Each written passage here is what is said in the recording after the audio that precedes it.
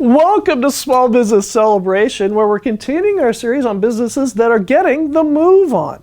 And our guest this week, well, she can help your business grow by having the initiative it needs to succeed.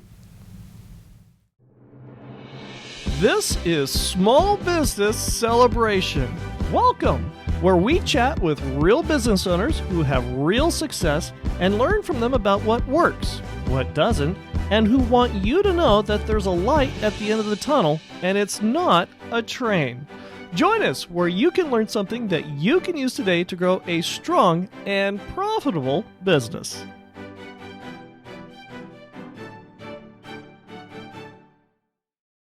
Welcome to Small Business Celebration, and we're here today with Sue Watson, the owner of Business Initiatives. Welcome to Small Business Celebration. Thank you so much. And for visionaries who don't know who are you, and what is it that you do? I'm Sue Watson. I am a business coach and consultant specializing in strategy or strategic planning and leadership development. It's a new year. It's a new year full of opportunities. And first of all, Happy New Year. Thank you. Happy New Year to you too. With that, it is a new opportunity for a new year. And what are some of the things that business owners need to know going into this new year, other than they should have started planning last year? That's for right. This year. That's right. That's right. Let me tell you what I did my last week of 2021. Okay. I spent some time getting complete on 2021. What does complete mean? Yeah, it means acknowledging what I did right, looking to see if I had anything that I needed to say to anybody that would complete a conversation, looking to see where I was at with my clients, and process really for just making sure that I'd done what I said I was going to do. If there were any disappointments, deal with them. If there was anything to acknowledge, deal with that. I ended up there with a list of people that I needed to say thank you to, honestly. Right. But I do feel that getting complete with 1 year then creates a blank slate for moving forward. So when I was able to get complete with 2021, then I was able to pretty quickly determine what I wanted from 2022. This is very important on a myriad of things, because some people call it grace, some people call it forgiveness, but being able to close the last year emotionally is very important. Absolutely. We know this is important for us on a personal level, but why is this so important on a business level? Well, because we're people in business, right? So Right. if it's important and personal, it's important from a business perspective too.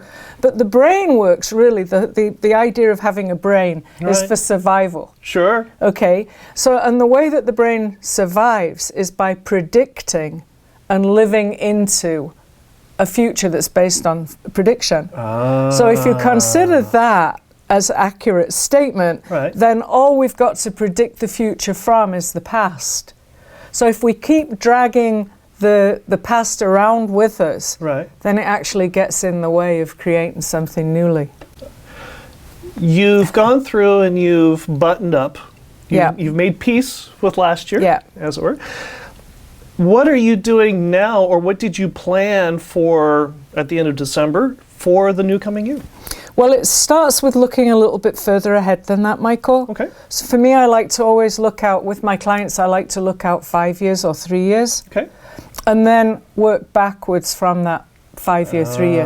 Oftentimes what happens is people start dealing in business with their issues, with their problems. Right. We definitely want a list of problems to solve, but we don't want that to be the basis for our work in the next year. So you're looking at what you want to accomplish, just not the impediments and the problems to get there. And we're looking from the future back. Okay.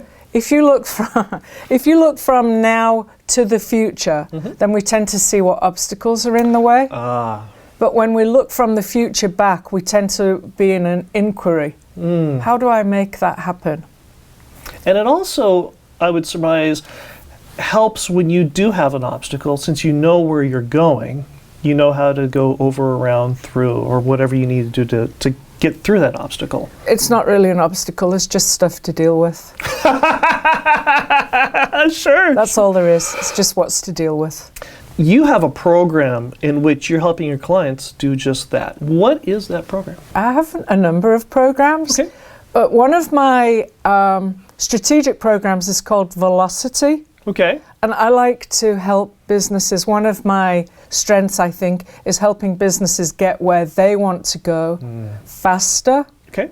So again, we start with that 5-year goal in line. And then we ask the question, if you want to be there in 5 years, then where do we need to be at 3? And if we want to be there at 3 years, then where do we need to be at 1? Right. And if we want to be there at 1 year, what do we have to do in the next 90 days? Right. And then actually we back that right down to 30 days. Okay. I have a leadership program. I think that might be what you're referring to. I have a leadership program coming up that starts in February. Okay. And it's a very comprehensive 6-day program. Okay. So you've got to give it some time and effort and energy.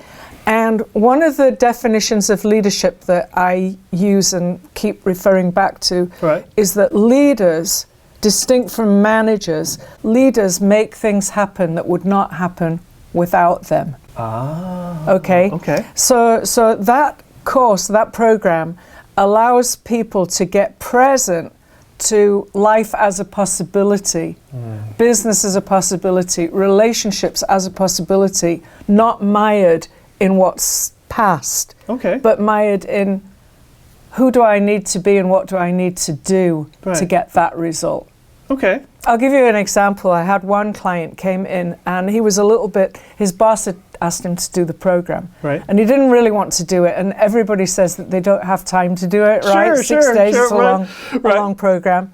And he said, so Sue, let me get this straight. You want me to create a result that wasn't going to happen?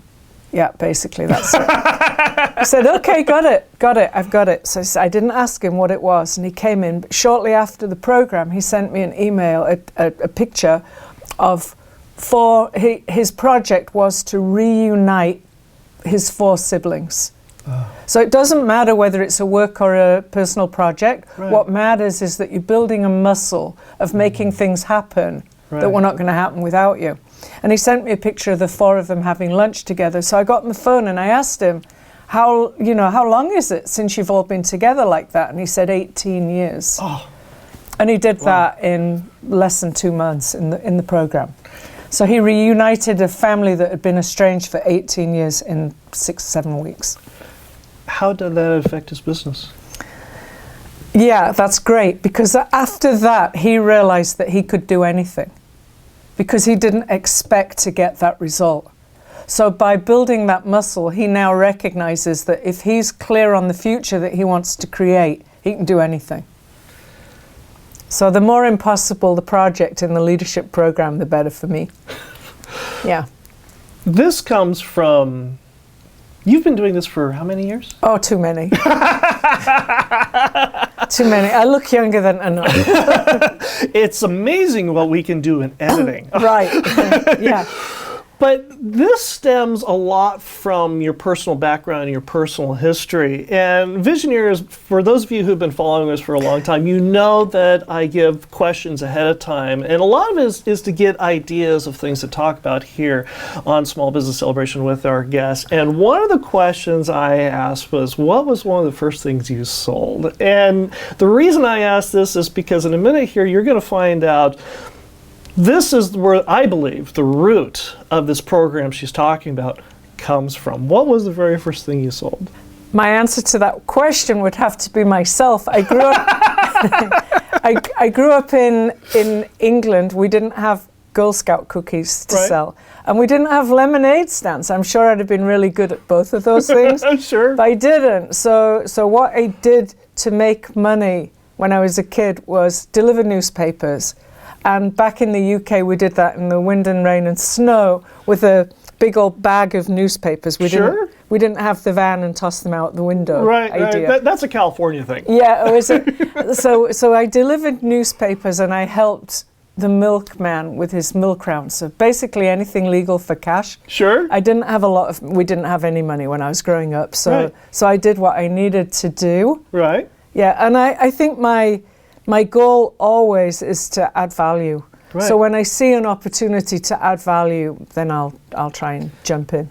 Is the want to add value, is that the fundamental basis of this program that you're launching in February? Let me go to results again. So we've been doing this program on Zoom for the last 2 years, my partner and myself, and we ask 2 questions.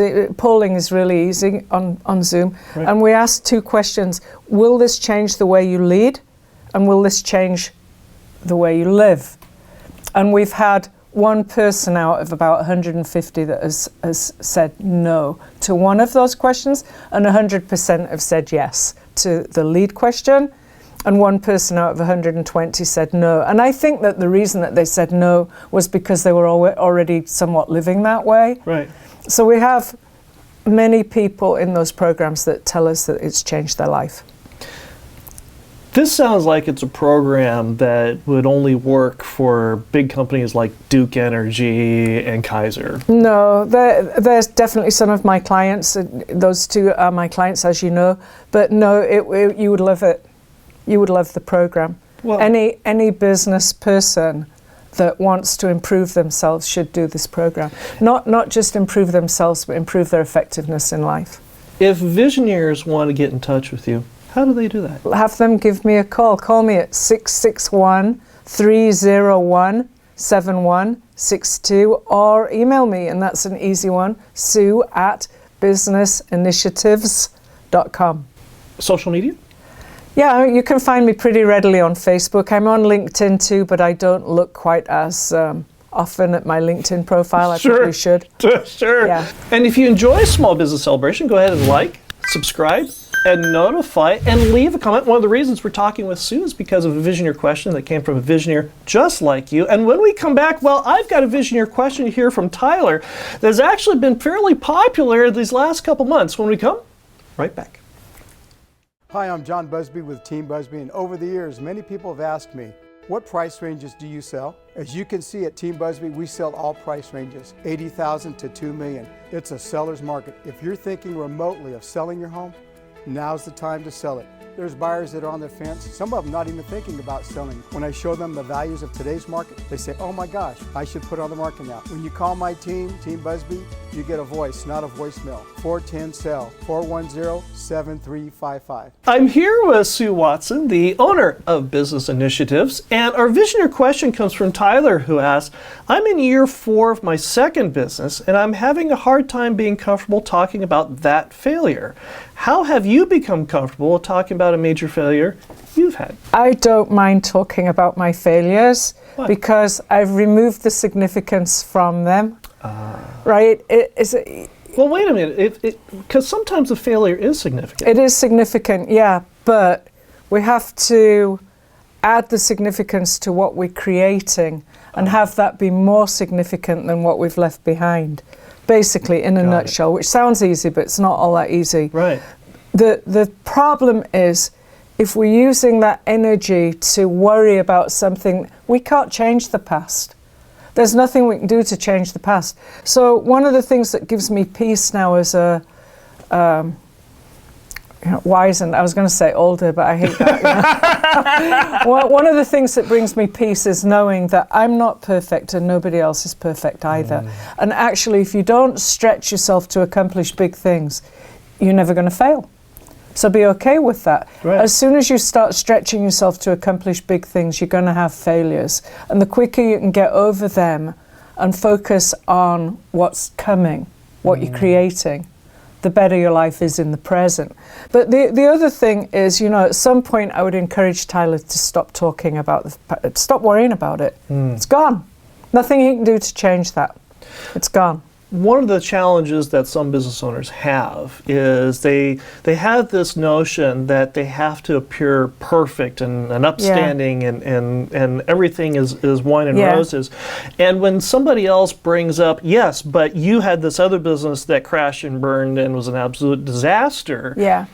How do you encourage the business owner to acknowledge that and be comfortable with it and get to a point where they feel they can talk about that? Yeah, there's a difference between perfection and morality and integrity. Okay.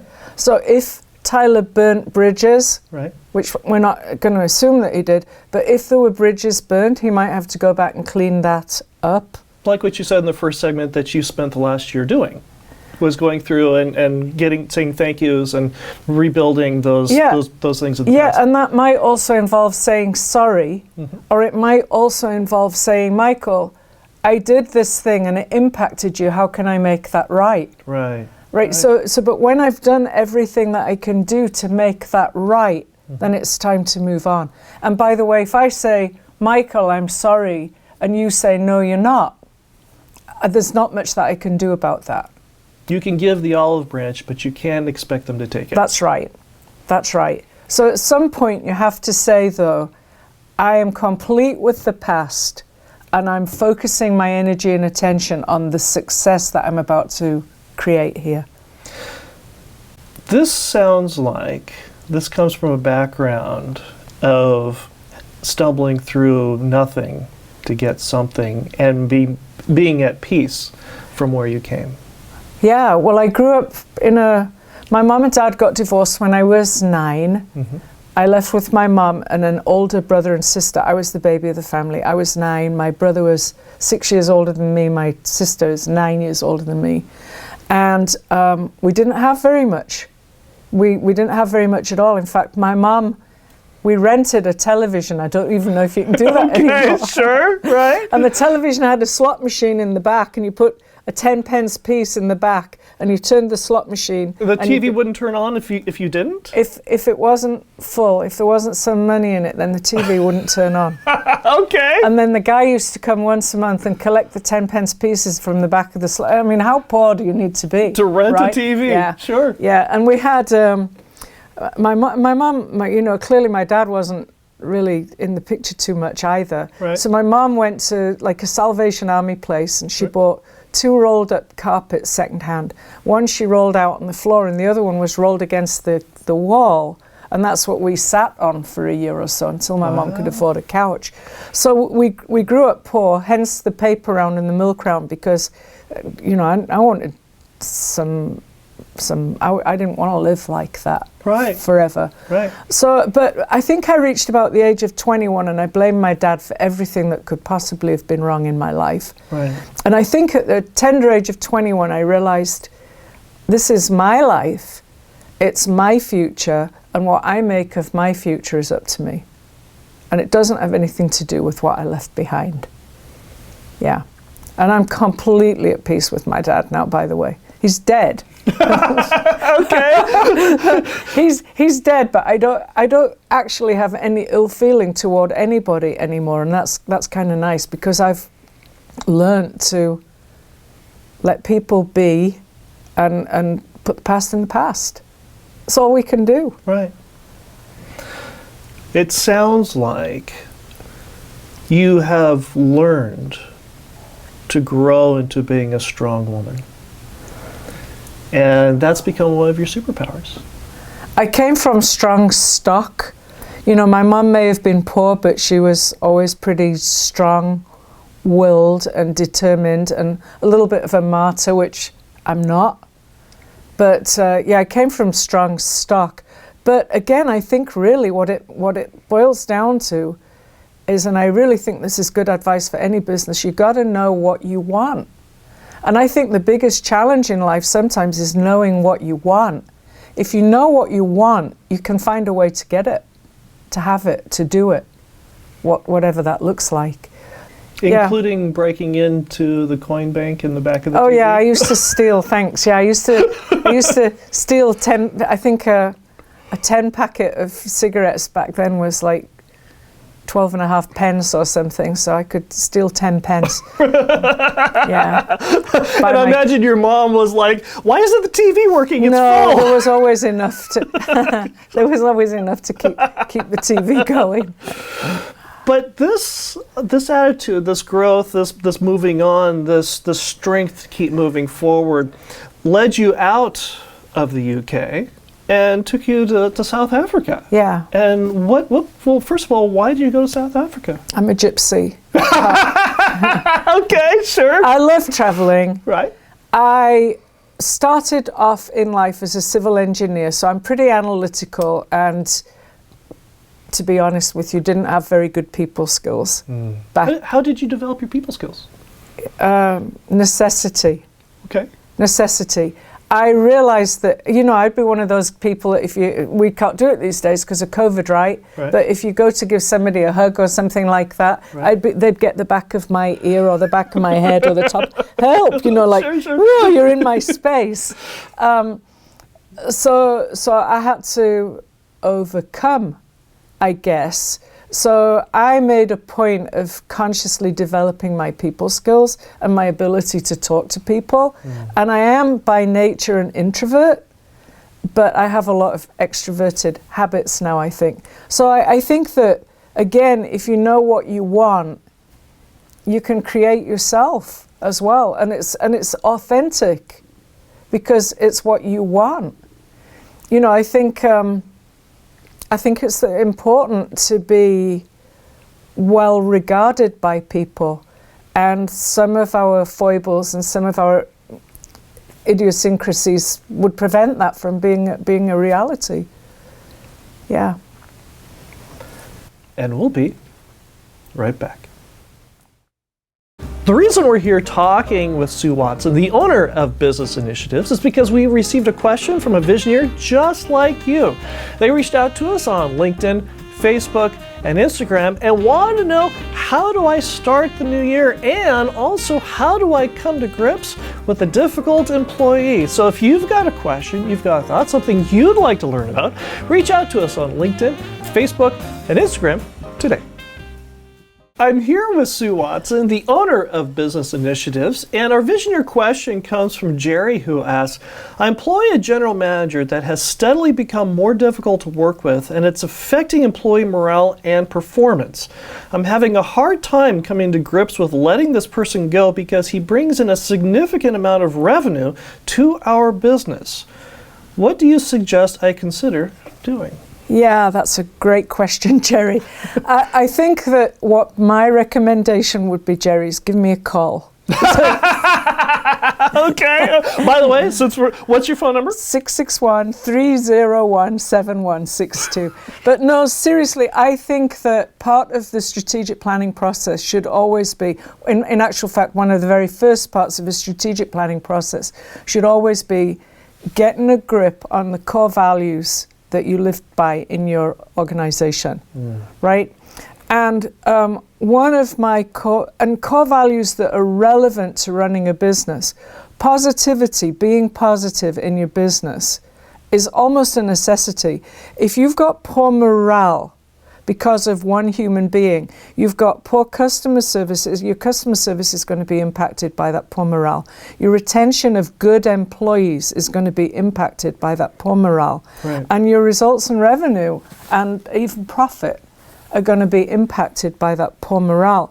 So he says, and I understand, this is a very common problem, Jerry. It really is really a very common problem, is that somebody who thinks that they're above the letter of the law because of their ability to attract clients or attract revenue, bring revenue into the company. But if you're clear that we're not only reading core values on the wall, but we're going to live them and embrace them in our business, then that's a good starting point. So if I came into your business right now, what I would do is help you get very clear on what your core values are, and then help you share that with every employee, including the general manager. And then I would be allowing the general manager an opportunity to live into those core values. Okay? And I'm sorry, I just don't tolerate bad behavior very well. Right. My own or anybody else's. And I think that if Jerry is able to help the general manager come to terms with the direction that we're going in, I don't think he'll have to let him go, honestly. Most people start to comply when they realize you're serious about how you want to run your business. If I had to let him go, Michael, I would let him go. Even in this climate where it's so hard to get employees? If I had to let him go, I would let him go, because I don't think that bad behavior should be tolerated. Yeah, but again, I'm going to give him 3 strikes before I let him go. And he's going to know that there's an expectation. And I don't do that with a stick, honestly. My belief is that general manager will have a better life when his bad behavior is brought into check. Right. I don't think anybody gets up in the morning and says, how can I ruin somebody's day today? I think we fall into habits, bad habits. And I think that sometimes I know, and I'm sure you're the same, Michael, if I develop a bad habit, I actually want somebody around me to say, that's not okay. That's not acceptable. Yeah, I want that. One of the things you enjoy doing is nature. Yeah, I do. Travel. Yeah. Your lifetime of experience has taken you to how many countries and continents? Oh gosh, you put me on the spot, so I wouldn't be able to say. I lived in South Africa for a number of years, and I loved that because we're right there in the middle of big game and the bird life. But even here, I love bird watching. I love watching squirrels, bunny rabbits, anything.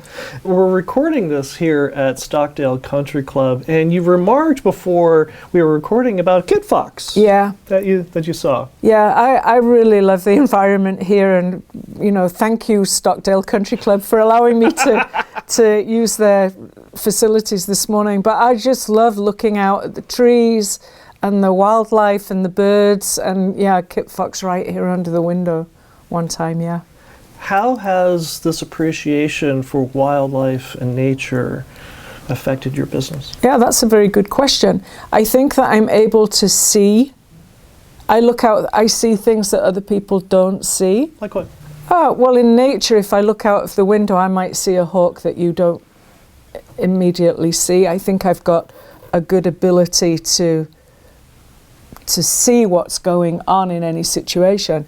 In business, yesterday, for example, I had a conversation with a client, and after I'd put the phone down, I thought, he's not in a good space. I picked up something just in the way that he was speaking to me. Mm-hmm. So I got back to him and said, hey, what's going on really? What's going on under that you haven't told me about yet? Right. And then he shared with me a kind of sad story. We've all got sad stories at the moment, and that was affecting him, and I was able to help him through that. In business, I can pretty quickly pinpoint where the constraints are that are holding businesses back from growth. So I think, my ability to take a global view and then pick out what's going on is useful to me. I think that came from my childhood too, by the way. Oh yeah, how so? Yeah. Well, my dad was aggressive, and nobody's going to want to do business with me after this. My dad was quite aggressive, and I think I learned to notice what was going on with him as to whether I needed to get out of the way or not. So I think that ability to notice what was going on was a good thing. One of the things that successful business owners know is that education never stops. You may graduate high school, but education never stops. That's right. What has been a book that has influenced your business and your career? A number of books. One book that I reread fairly frequently is the book Traction by Gino Wickman. Okay. And that's a really good basic strategic planning model that fits in quite nicely with my own. How's that? Brat.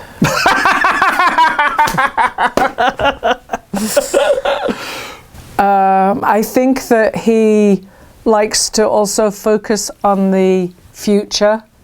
I think that his philosophy about knowing where you want to go, I think every business owner should know where they want to go.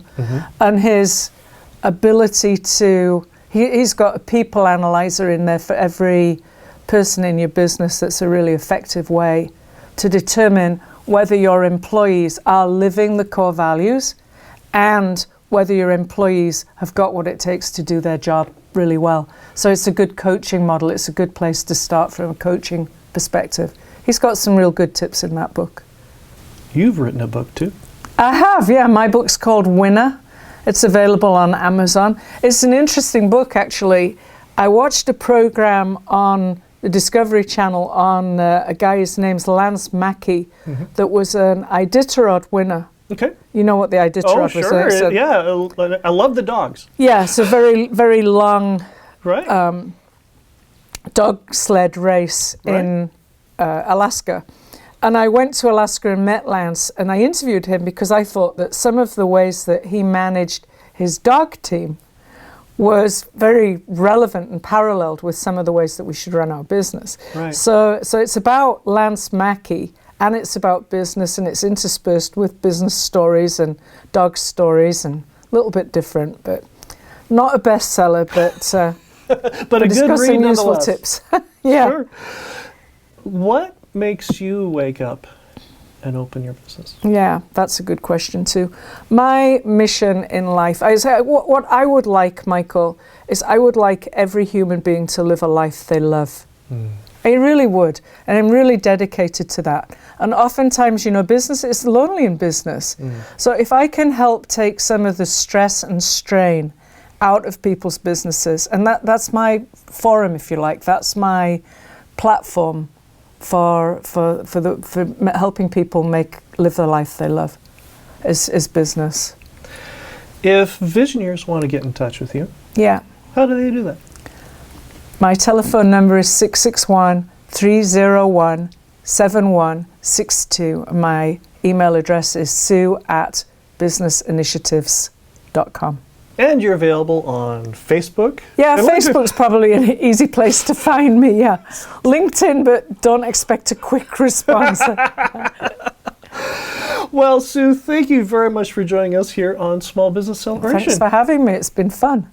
And I'll be right back with my final thought. Hi, I'm John Busby with Team Busby, and over the years, many people have asked me, what price ranges do you sell? As you can see at Team Busby, we sell all price ranges, $80,000 to $2 million. It's a seller's market. If you're thinking remotely of selling your home, now's the time to sell it. There's buyers that are on the fence, some of them not even thinking about selling. When I show them the values of today's market, they say, oh my gosh, I should put it on the market now. When you call my team, Team Busby, you get a voice, not a voicemail. 410-SELL, 410-7355.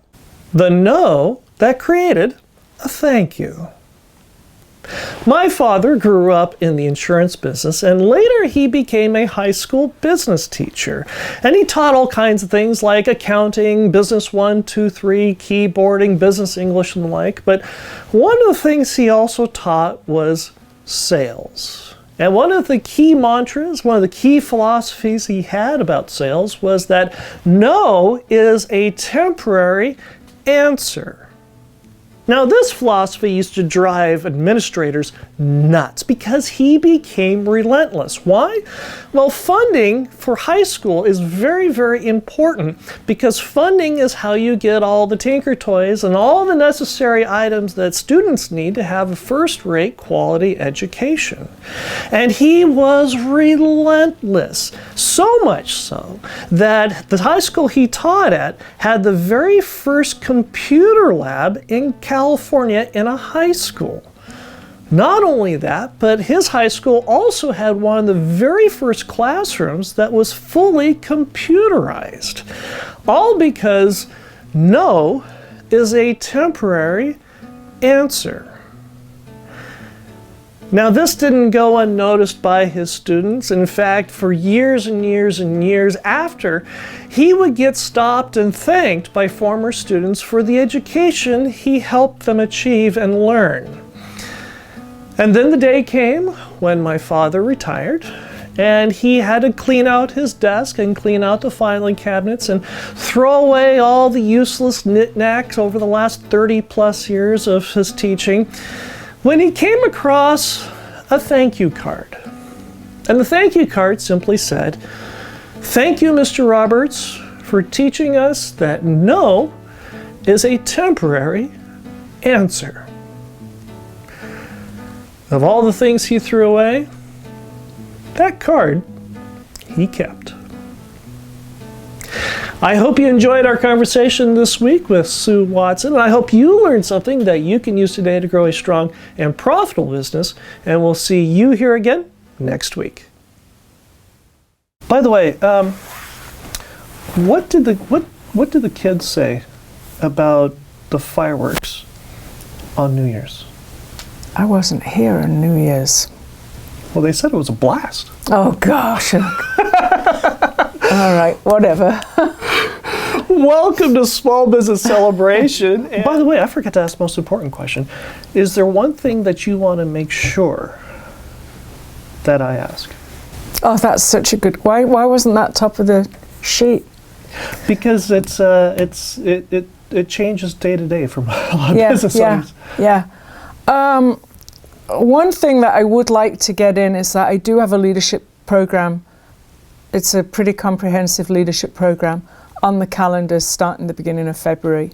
Okay. If they wanted to do it, there's pre-work, so they would have to sign up pretty quickly for it. How do they sign up? Give me a call, 661-301-7162. Or email me, sue@businessinitiatives.com. How did the soup turn out? Oh, great. Oh, I make good soup. Oh, yeah? Oh, yeah. Okay. Well, what? So you make the soup out of leftovers from Christmas, or Yeah. how's that? Basically, we eat Christmas leftovers for about 2 weeks in various forms. But is it like goose and duck and chicken and pork, or what? Well, what I was making when you called me was I think I was probably making a ham and split pea soup. Okay. But prior to that goes the turkey and vegetable soup. It's basically Christmas dinner in soup form.